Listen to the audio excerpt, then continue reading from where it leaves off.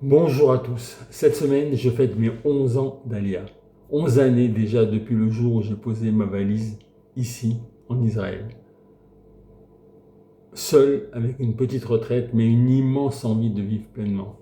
Sioniste dans les gènes depuis plusieurs générations, venir ici, à Sion, c'était une évidence. Je ne suis pas venu chercher une nouvelle vie. Je suis venu retrouver le sens de la mienne.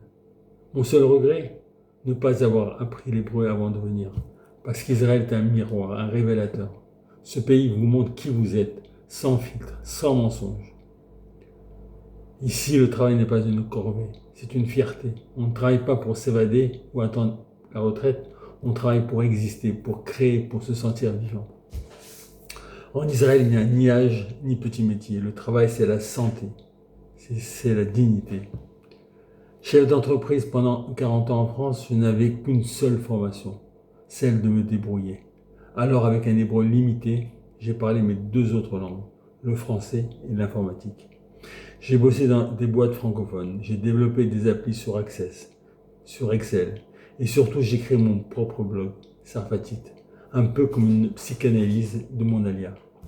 Petit à petit, j'ai appris à faire des sites internet, et puis le Covid est arrivé. Et là, j'ai compris qu'il était temps de travailler pour moi.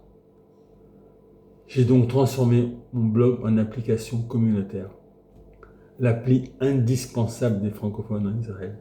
Aujourd'hui, Sarfatit.org, c'est bien plus qu'un site, c'est une famille digitale, un réseau, une communauté vivante, faite de rêves, d'expériences et d'aléas réussis. Alors je vous pose la question, et vous, qu'attendez-vous pour écrire votre propre histoire d'Alia? Am Israël Chai.